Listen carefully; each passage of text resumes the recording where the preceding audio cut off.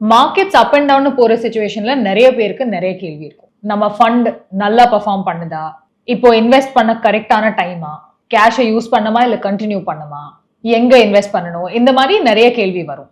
அதுக்கு தான் ask M2W anything. நம்ம personal finance and market related டவுட்ஸ்க்கு டைரக்டா எங்க எக்ஸ்பர்ட்ஸே ஆன்சர்ஸ் கொடுக்குற ஒரு சூப்பர் இனிஷியேட்டிவ். ஆனா எப்படி பார்ட்டிசிபேட் பண்றது?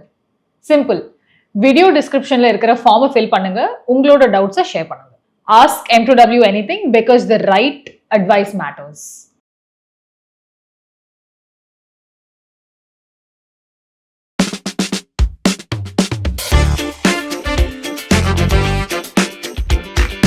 Only 1% of time it's intelligent investing. அது எப்போன்றது புரிஞ்சதுன்னா தாராளமா செய்யுங்க. புரிஞ்சிக்காம நீங்க பண்ணா அது இன்டெலிஜென்ட் ஆயிடும் நம்பாதீங்க. அது இட் டசன்ட் ஒர்க். அது வேலை செய்யாது. என்னை பொறுத்த வரைக்கும் எனக்கு அது நடந்த போது நான் வெளியே தான் வந்திருக்கேன்.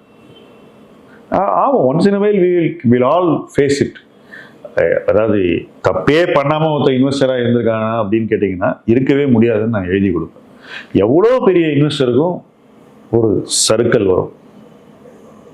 வாரன் பஃபெட்டுக்கும் வரும், ஓகே, ஜுன்ஜுன்வாலாவுக்கும் வரும். A to Zன்னு ஒரு company, A to Z engineering கேள்விப்பட்டிருக்கீங்களா? ராக்கெட் ஜுன்ஜுன்வாலா வாங்கினார்னு பயங்கர ஹைப்பப் ஆன கம்பெனி.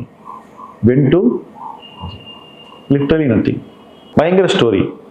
அப்புறம் அந்த ஒரு பில் கேர்னு ஒரு கம்பெனி, ஓகே. அப்போ அவருக்கே வரும்போது நம்மலாம் என்ன அவ்வளோ வெல்த் கிரியேட் பண்ணி சக்ஸஸ்ஃபுல்லாக ஒரு 500 பேக்கர் கம்பெனியை கண்டுபிடிக்கக்கூடிய ஒரு இன்வெஸ்டருக்கு இது நடக்குதுன்னா எல்லாருக்கும் நடக்கும். பட் அதுலேருந்து நம்ம பாடத்தை எடுத்துக்கணும். அதை விட்டுட்டு டவுன்வர்ட் ஆவரேஜ் பண்ணிக்கிட்டா இருந்தார் அவர்.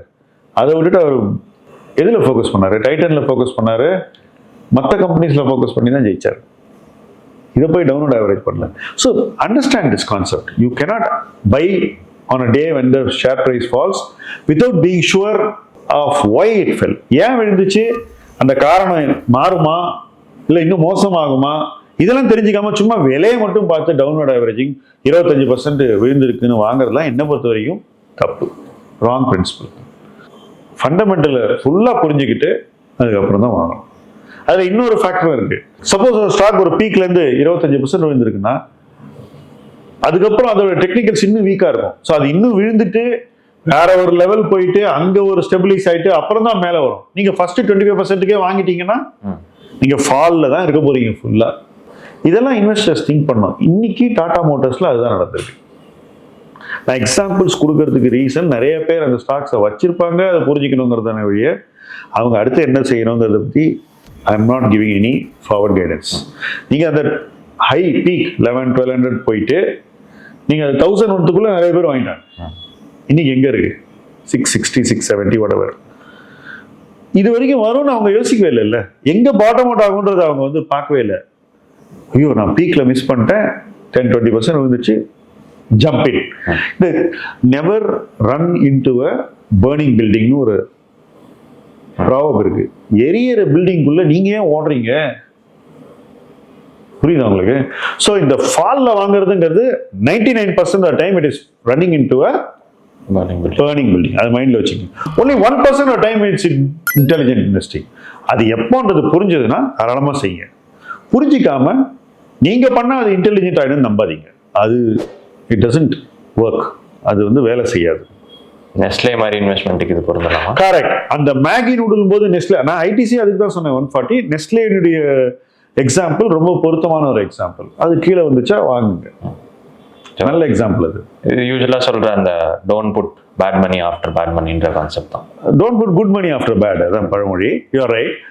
பட் அந்த மாதிரி ஒரு கம்பெனியை நீங்க நம்ப முடியும். இப்போ நான் உங்களுக்கு உதாரணம் சொன்னேன். இன்னைக்கு ஏஷியன் பெயிண்ட் 2200 ரூபாய் இருக்கு. இன்னும் ஒரு குவார்டர் ரிசல்ட் வருது, மார்க்கெட் கை தூக்கிடுது. ஃப்ரஸ்ட்ரேஷன்ல அந்த ஷேரை இன்னும் இறக்கி ஒரு லட்சே ஒரு 1700 அது மாதிரி கொண்டு வந்ததுன்னா மேபி அந்த பாயிண்ட்ல உங்களுக்கு என்ன தெரியணும், இந்த சண்டையெல்லாம் எப்போ ஓயுது, எப்போ இண்டஸ்ட்ரி நார்மலைஸ் ஆகிடும் அப்படின்னு பார்க்கலாம், வாங்கலாம். இது பாரதியில நடந்தது. நிறைய பேர் எங்கிட்ட ஆர்கியூ பண்ணிக்கிட்டே இருந்தாங்க, ரிலையன்ஸ் வந்துட்டா பாரதி காலியாயிடும். என்னையா அது, இதுவா ஒரு ஆர்கியூமெண்ட்? ஸோ ஒரு பாயிண்ட் 450 அந்த சம்திங்ல இருக்கு, 500 rupees. So my logic is, how long can Reliance bleed? எவ்வளோ நாளைக்கு அவன் நஷ்டம் பண்ண முடியும்? ஏதோ ஒரு பாயிண்ட்ல அவன் டாரிஃபை ஏற்ற ஆரம்பிச்சிடும்ன்ற ஒரு சின்ன கணக்கு தான். ரைட், நிறைய பேர்கிட்ட கேட்டேன் இது நடக்காதுன்னு. கோவிட் வந்த பாட்டம்ல எனக்கு அது கான்ஃபிடன்ஸ் வந்துச்சு. ஏன்னா ரிலையன்ஸ் கடன் எல்லாம் அடைக்கிறேன்ற ஒரு மென்டல் ஸ்டேட்ல இருக்காங்கல்ல, கடன்லாம் அடைச்சாங்கல்ல ரிலையன்ஸ். அப்போ அடுத்து இதுதான் செய்வாங்கன்றது நமக்கு கெஸ் பண்ண முடியணும்ல. இப்போ ரிலையன்ஸ் இந்த நடவடிக்கை எடுத்தா பாரதி பெனிஃபிட் ஆவான்னு சொல்லி 500 ரூபாய் வாங்கி அதுதான் இன்னைக்கு பாரதி 3 மடங்கு. ரைட், அப்போ பாரதி எல்லாரும் அடிச்சு வித்துட்டு இருந்தாங்க, யாருமே வாங்க ரெடியா இல்லை. ரைட், அந்த மாதிரி டைம்ல ஒரு பாட்டம் பிடிச்சி நீங்க வாங்கணும். அது லாஜிக் கிளியரா இருக்கணும். நீங்க சும்மா பிரைஸை மட்டும் பார்த்துட்டு வாங்கவே முடியாது. You should not buy. அதுதான் நான் உங்களுக்கு சொல்றேன். பிரைஸை பார்த்து வாங்க முடியாது. நீங்க பிசினஸை பார்த்து எல்லா ஃபண்டமெண்டல்ஸை புரிஞ்சுட்டு ஓகே எனக்கு இது வந்து சரியா படுது அப்படின்னு தெரிஞ்சா அதே நீங்க 2 பேர்கிட்ட பேசி வேலிடேட் பண்ணிட்டு அப்புறம் தான் இன்வெஸ்ட் பண்ணணும். இன்வெஸ்டிங் அது சும்மா போன்ல விளையாடுற விளையாட்டு இல்லை. It's not dream 11 games. You can't play it like that. நீங்க பாரதி ஏர்டெல்னு சொல்றதுனால அது சம்பந்தமா இன்னும் ஒரே ஒரு கேள்வி வருது. ஸோ இதுக்கு முன்னாடி நம்ம ப்ரைஸ் ரிலேட்டடாக ஒரு மெட்ரிக்கை வச்சு பேசணும். இப்போ பிஇ ரேஷியோ ரிலேட்டடாக நிறைய கேள்வி வருது. ஸோ ஓகே, பாரதி ஏர்டெல் ரொம்ப ஹை பிஇல இருந்தது, நீங்கள் அதை பற்றி பேசுகிறீங்க. ஹை பிஇல இருக்க ஒரு கம்பெனி வாங்கலாமா, நீங்கள் வேல்யூ இன்வெஸ்டர் தானே, இந்த மாதிரி சில கேள்வி வருது. அதாவது எஸ்ஓடிபின்னு ஒரு கான்செப்ட் இருக்கு, சம் ஆஃப் த பார்ட்ஸ். ஒரு கம்பெனில நிறைய அங்கங்கள் இருக்கு, நிறைய டிவிஷன்ஸ் இருக்கு. ஒரு டிவிஷனையும் நீங்க வேல்யூ பண்ணிட்டு அதுக்கு ஒரு மார்க்கெட் கேப் போட்டா அதுக்கு எஸ்ஓடிபி அப்படின்னு ஒரு கான்செப்ட் இருக்கு, sum of the part. Valuation பண்ண தெரியணும், சும்மாலாம் பண்ண முடியாது. இதுக்கு அடுத்தபடியாக கேஷ் ஃப்ளோன்னு ஒன்று இருக்கு.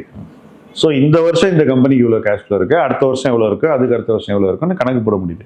இப்போ பாரதியை பொறுத்த மட்டும் ஒரு பாட்டம்ல அங்கேருந்து எவ்வளோ அவங்க வந்து டாரிஃபை ஏற்ற முடியும்னு ஒரு கணக்கு இருக்கு. வருஷத்துக்கு ஒரு தடவை 2 தடவை ஏற்றுவாங்கன்னு கணக்கு போட்டு ஓகே அந்த எக்ஸ்ட்ரா பணம் எல்லாம் உங்களுக்கு ப்ராஃபிட்னு கணக்கு போட்டு நம்ம வந்து கேஷ் ஃப்ளோ ஒரு 10 வருஷத்துக்கு ப்ரொஜெக்ட் பண்ணி இல்லை 5 வருஷத்துக்கு ப்ரொஜெக்ட் பண்ணி அது திருப்பி நீங்கள் கரண்ட் வேல்யூவேஷனோட பொருத்தி பார்த்தா உங்களுக்கு கான்செப்ட் கிடைக்கும். அப்புறம் இவி பை கேஷ் ஃப்ளோவும் போடலாம். இதெல்லாம் போடும்போது உங்களுக்கு தெளிவாக தெரிஞ்சிடும் அந்த கம்பெனி அட்ராக்டிவா இல்லைன்னு. பிஇ ரேஷியோவில் என்ன பிரச்சனைனா, இப்போ ஒரு கம்பெனிக்கு டெப்ரிசியேஷன் அதிகமாக இருக்குன்னு வச்சுப்போங்க, அது இபிஎஸ் குறைக்கும். First point. அப்போ அந்த இபிஎஸ் உண்மையான இபிஎஸ்ஸா இருக்காது. ரைட். இன்னொன்று, இப்போ பாரதி கேஸ்ல இண்டஸ் டவர்ஸ் பாரதியில கன்சாலிடேட் ஆகல. பாரதி 40, 41, 42, 45 வச்சிருந்தாங்க பர்சன்டேஜ். ஆனால் அது வந்து இண்டஸ் டவர்ஸ்னுடைய ப்ராஃபிட்டை கணக்கில் எடுத்துக்கல. ஸோ நீங்கள் போட்ட இபிஎஸ் கணக்கில் இண்டஸ் டவர்ஸ் சரியாக ரிஃப்ளெக்ட் ஆகலைங்கிறதான் பிரச்சனை இல்லை. இப்போ பாரதி 51% வந்த உடனே இந்த ப்ராஃபிட் அதில் சேர்ந்த உடனே உங்களுக்கு சடனாக பாரதியினுடைய இபிஎஸ் வந்து ஆப்டிக்கலி ஐயோ ரொம்ப அதிகம் இல்லையே அப்படி தோணுது. அது மட்டும் இல்லை, விலையை ஏற்றுவாங்க, டாரிஃப் ஏறும். இன்னைக்கும் பாரதி தான் highest average revenue per user. And premium மார்க்கெட்ல பாரதிக்கு டிஸ்ப்ரப்போர்ஷனட் ஷேர் இருக்கு. ரிலையன்ஸ்க்கு வந்து லோவர் அண்ட், ஜியோக்கு லோவர் அண்ட் கஸ்டமர் தான் இருக்கும், ஹை அண்ட் கஸ்டமர் இல்லை. நம்மள போன்றவர்கள் வந்து யார்கிட்டயுமே ஜியோ கிடையாது. ஆக்சுவலாக பார்த்தீங்கன்னா நிறைய பேர்கிட்ட கிடையாது அர்பனில், நான் பார்த்த மட்டும் சொல்கிறேன். ஸோ அது வந்து வேற ஒரு செக்மெண்ட். அந்த செக்மெண்ட்ல வந்து யூசேஜை இன்க்ரீஸ் பண்ணுறதுக்கு கஷ்டப்படுறாங்க அவங்க. பாரதிக்கு அந்த ப்ராப்ளம் இல்லை. ஏர்டெல் பிளாக்னு ஒன்று லான்ச் பண்ணியிருக்கான், ஃபுல்லி ப்ரீமியமைஸ்ட் ப்ராடக்ட், எல்லாத்தையும் ஒரே இடத்துல கொடுக்குறோம். இந்த மாதிரி நிறைய விஷயங்கள் பண்றாங்க. ஸோ இதெல்லாம் பண்ணும்போது அவனுக்கு வந்து ஒரே கஸ்டமர்கிட்டேருந்து வாங்கக்கூடிய அந்த தொகை அதிகரிக்கும் போது அப்போ அவங்களுடைய கேஷ் ஃப்ளோ இன்னும் கூடும் அப்படின்ற ஒரு எதிர்பார்ப்பில் நம்ம வாங்குறோம். வெறும் பிஇ ரேஷியோ பார்த்து வாங்கியிருந்தா நீங்கள் கம்ப்ளீட்டாக மிஸ் பண்ணியிருப்பீங்க.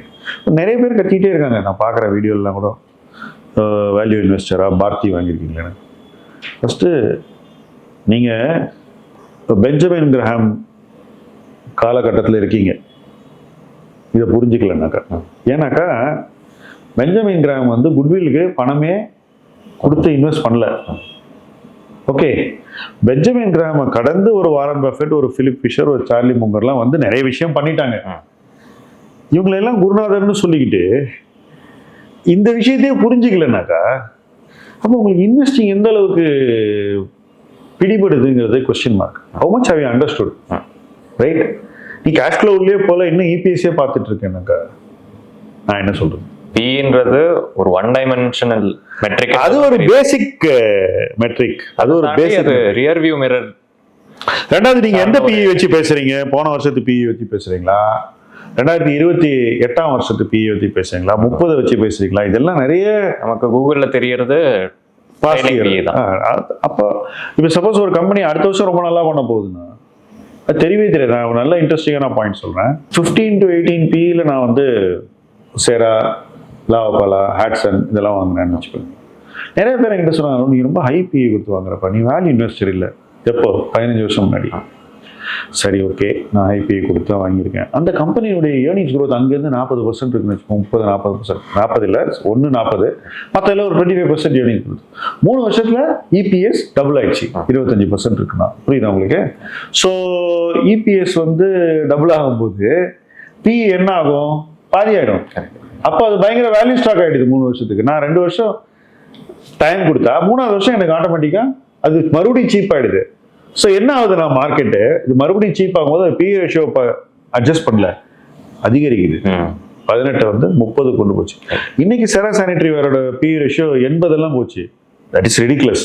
பட் போச்சு இல்லை, மார்க்கெட் அந்த எக்ஸ்ட்ரீம் வரைக்கும் போகும். அதான் நான் உங்களுக்கு சொல்ல ரைட். அப்போ நீங்க ஹை பின்னு 15-20 நிறைய பேர் சொல்லிட்டு இருந்தாங்க. இன்னைக்கு அதை பார்த்தில நிறைய பேர் ஒழுங்கான இபிஎஸ் ரியல் வேல்யூவை டிஸ்கவர் பண்ணாம ஆர்கியூ பண்ணிக்கிட்டே இருந்தாங்க. ஓகே, இதான் ஏன் நிலைப்பாடு, அவ்வளோதான். நான் அதை வந்து ஜஸ்டிஃபை பண்ண வேண்டிய இடத்துல இல்லை. நான் நியாயப்படுத்தினாலும் அதை புரிஞ்சுக்கிற லெவலில் எத்தனை பேர் இருப்பாங்கன்றது எனக்கு தெரியாது. அந்த லெவலில் இல்லாமல் நீ எனக்கு எக்ஸ்பிளைன் பண்ணு, நான் I will satisfy my self அப்படின்னு ஒருத்தர் என்கிட்ட சொன்னாக்கா அது பிளெயின் அரகன்ஸ். அதுக்கு பதிலே தேவையில்லைன்றது தான் என்னுடைய கருத்து. Why should I answer arrogance fellow? மார்க்கெட்டில் தெரிஞ்ச விஷயத்த யாருமே சொல்லியே கொடுக்க மாட்டாங்க. ஃபர்ஸ்ட் தெரிஞ்சுக்கணும். இப்போ கூட இவங்க பார்க்குற வீடியோஸ் அது இதெல்லாம் பார்க்குறாங்களோ எல்லாமே வந்து ஒரு மேம்போக்கான விஷயம், வெறும் இன்ஃபர்மேஷன் தான். There is no analysis. Okay, இவங்க இன்ஃபர்மேஷனை வச்சுக்கிட்டு அதை அனாலிசிஸ்னு தப்பாக புரிஞ்சுக்கிட்டு எங்கே அனாலிசிஸ் பேஸ்டாக டெசிஷன் மேக்கிங் இருக்கோ அந்த இடத்துல வந்து கேள்வி கேட்டுட்டு இருந்தாங்கன்னாக்கா it's very sad actually at so many levels. அவ்வளோதான் நான் சொல்லுவேன்.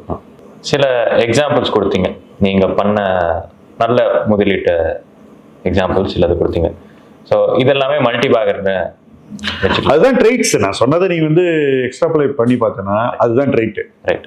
ஸோ நீங்கள் வாங்குறப்போவே இது ஒரு மல்டி பேக்கர் ஆக போகுது அப்படின்னு நமக்கு தெரியுமா, இல்லை அது வாங்கி வளர்ந்ததுக்கு அப்புறம் தான் தெரியுமா? ஒரு மல்டி பேக்கர்ன்றது எப்போ நம்ம மல்டி பேக்கர்னு முடிவு பண்ண முடியும்? இந்த எக்ஸாம்பிள்ஸ்க்கே போவோம். அடுத்த 10 வருஷத்துக்கு அந்த கம்பெனிக்கு வளர்ச்சி இருக்கு அப்படின்னு உறுதியா ஒரு இண்டஸ்ட்ரியை நம்மளால சொல்ல முடியுதுன்னா அது 2011 நம்மளால சொல்ல முடியுது. ஓகே, சொல்ல முடிஞ்சு நமக்கு ஒரு மாடரேட் பிஇல அது கிடைக்குதுன்னாக்கா 15 times 18 times sub 20 வச்சுக்கோங்களேன். அதுக்கப்புறம் அது டபுள் ஆக போகுது ப்ராஃபிட் இன் 3 years or 3.5 yearsனாக்கா, அண்ட் அந்த சைக்கிள் 2-3 வாட்டி தொடரும்னு தோணுச்சுனாக்கா அப்போ நமக்கு அந்த மல்டி பேக்கர் கண்ணுக்கு தெரியும். டெஃபினட். அதே போல் ஒரு மெட்டல்ஸ் எடுத்துப்போம். ஒரு சைக்கிளிக்கல் பாட்டமில் நீங்கள் வாங்குறீங்கன்னு வச்சுப்போம். ஒரு 30 ரூபாய்க்கு நீங்கள் நால்கோ கம்பெனி ஷேர் வாங்குறீங்கன்னா உங்களுக்கு தெரியும் அது 250 போகும். I'm just telling. நீங்கள் ஒன்றுமே கொடுத்து வாங்கலாம், பட் நீங்கள் ஒரு 5 years வெயிட் பண்ணலாம், 5 to 7 years வெயிட் பண்ணால் அது போகும். ஸோ ரொம்ப when you buy at a very low valuation and you are seeing that business fortune change, அந்த ஆப்ரேட்டிங் லெவரேஜ்னு சொல்லுவாங்க. பிஸ்னஸ் க்ரோ ஆகும்போது ப்ராஃபிட் டிஸ்ப்ரப்போர்ஷனேட்டாக க்ரோ ஆகணும். ஒரு லெவலுக்கு மேலே ரெவென்யூ பிகம் ஸ்ட்ரெயிட் அவே profit. Revenue growth become straight அவே ப்ராஃபிட். நீங்கள் 100 பண்ணும்போது 20 ப்ராஃபிட் பண்ணுறீங்கன்னாக்கா 130 பண்ணும்போது 40க்கு ப்ராஃபிட் போயிடுமா, 35க்கு போகுமா, அந்த ஸ்டாக் வந்து மல்டி பேக்கர் ஆகும். அது உங்கள் கண்ணுக்கு தெரியணும் முன்னாடியே. நீங்கள் அதை வந்து ஆன்டிசிபேட் பண்ண முடியணும், நீங்கள் வந்து அதை விஷுவலைஸ் பண்ண முடியணும், அந்த விஷுவலைசேஷன் கரெக்டாக இருக்கணும். அப்போ உங்களுக்கு மல்டி பேக்கர் முன்னாடி தெரியும். 90% ஆஃப் டைம் அது ஈஸி இல்லை, 10% ஆஃப் டைம் தான் அது நடக்கும். மற்ற நேரங்களில் நீங்கள் ஒரு நல்ல பிஸ்னஸ், இந்த பிஸ்னஸ் இன்னைக்கு இல்லைன்னா என்னைக்கானா ஒரு நாள் நல்லா பண்ணணும்னு நம்பி உட்காந்து அதுக்கப்புறம் அந்த பிஸ்னஸ் ஜெயிக்கிறது தான் ஒரு சராசரி மல்டி பேக்கர். நான் சொல்றது ஒரு மார்க்கெட் பாட்டம்லேருந்து நடக்கும். நான் ஒரு சராசரி மல்டி பேக்கர் சொல்கிறேன். சிடிஎஸ்எல், பிஎஸ்சி எப்போ வரும்னு தெரியாது. 2019 டிசம்பரில் கொரோனா வந்து எல்லாரும் மார்க்கெட்டுக்குள்ளே வருவான்னு நீங்கள் ப்ரெடிக்ட் பண்ண முடியுமா? ஆனால் சீரியஸாக நல்ல கம்பெனின்னு உங்களுக்கு தெரியும். புரியுதா உங்களுக்கு? அந்த பீரியடில் அதை வாங்கி வச்சுருந்தீங்கன்னா ஆச்சு 5 வருஷத்தில் பணம் பண்ணிட்டு நீங்கள் வெளியே போயிடணும். அதுக்கப்புறம் மல்டி பேக்கர்னு சொல்லி வாங்குறதெல்லாம் அபத்தம். Its best is over. Right. இப்போ நான் ஒரு எக்ஸாம்பிள் சொல்றேன். ஒரே கமாடிட்டி எக்ஸ்சேஞ்ச் MCX, இந்த ஃபைனான்சியல் டெக்னாலஜி ப்ராப்ளம் வரும்போது 1700 ரூபாயிலேருந்து 300 ரூபாய்க்கு வந்தது. அந்த 300 ரூபாயில எனக்கு அது மல்டி பேக்கர் ஆகும்னு ஷூராக தோணுச்சு. அது ஒரு சான்ஸ் ப்ளே பண்ணுறோம். திரும்பவும் 2000 சொச்ச ரூபாயில சில பேரை இந்த கம்பெனியை விற்று நீங்கள் வெளியேறணும் அப்படின்னு செபி நிர்பந்திச்சுது. சில இன்வெஸ்டர்ஸ், பெரிய பெரிய இன்வெஸ்டர்ஸ், அவங்க விற்று வெளியே போனதுக்கப்புறம் மறுபடியும் 1000 ரூபாய்க்கு வந்தது. நியர்லி 1100 1200 இருந்தது. அந்த இடத்துல டெஃபினட்டாக எனக்கு மறுபடியும் இது வந்து மல்டி பேக்கர்னு தோணுச்சு. ஏன்னா அந்த பிஸ்னஸில் ஆப்ரேட்டிங் லெவரேஜ் என்னங்கிறது நமக்கு தெரியும். இந்த பிஸ்னஸ் உங்களால் விஜுவலைஸ் பண்ண முடியுது. எனக்கு NSE மல்டி பேக்கராக தெரிஞ்சு நான் ப்ரைவேட்டாக வாங்கும்போது கிளியராக தெரிஞ்சு 5 இயர்ஸில் எனக்கு அது 10x. சில பிஸ்னஸில் தெரியும், சில பிஸ்னஸில் தெரியும், பட் எல்லா பிஸ்னஸும் தெரியும்னு நான் சொல்ல மாட்டேன். ஏன்னா கமாடிட்டிலாம் உங்களுக்கு வந்து எப்போ நடக்கும்னு தெரியாமல் நீங்கள் தெரியும்னு சொன்னீங்கன்னா அது கற்பனை தான். இப்போ டாடா ஸ்டீல் என்னைக்கு அடுத்து மல்டி பேக்கர் ஆகும்னு எனக்கு தெரியும்னு யாராவது சொன்னாங்கன்னா வாங்க சார் உங்களுக்கு தான் சேர் போட்டு வச்சிருக்கோம். ஆனால் ஆகும் டாடா ஸ்டீல். அதுதான் அதுக்கான ஒரு கான்டெக்ட் வரணும். அதுதான் சொல்ல வரேன். நான் டாடா ஸ்டீல 20 ரூபாய்க்கு அவங்களுடைய ஒரு CCPS வாங்கி, ரைட், தட் இஸ் 5 CCPS வருமா ஒரு ஷேராக கன்வெர்ட் பண்ணுவாங்க. 100 ரூபாய்க்கு CCPS இஷ்யூ பண்ணியிருக்கான் டாடா ஸ்டீல். அது 20 ரூபாய்க்கு வந்துச்சு. நான் 20 ரூபாயில வாங்கினேன் டாடா ஸ்டீல் CCPS. அதாவது 6 கன்வெர்ட் ஆகும்னு நினைக்கிறேன். 600 ரூபாய்க்கு வாங்க வேண்டிய ஷேரை 120க்கு வாங்கி 2007-8ல் 900 ரூபாய்க்கு வித்துட்டு போயிருக்கேன். So it is 8-9 Baker in Tata steel. But I am not seeing that opportunity in Tata steel today. Honestly I see the company. எனக்கு டாடா ஸ்டீல்னா ரெஸ்பெக்ட் உண்டு. But putting your money is a different ball game. You can't have emotions. So you need to identify between good businesses and the right valuation. அது so இதெல்லாம் தான் எல்லா நேரத்துலையும் அதே stock multi Baker ஆக முடியாது. சிம்பிளாக சொல்கிறேன். இன்வெஸ்டர்ஸ் வந்து அடிக்கடி நான் ஒரே ஸ்டாக்ல 10 வருஷம் இருக்க போறேன், 15 வருஷம் இருக்க போறேன், இல்லை இந்த ஃபண்டு நான் வச்சிருக்கிறது நான் 15 வருஷத்துக்கு ஹோல்ட் பண்ண போறேன் அப்படின்னு நிறைய முறை சொல்லி கேட்டிருக்கோம். ஸோ இதை பற்றி உங்களோட வியூ என்ன?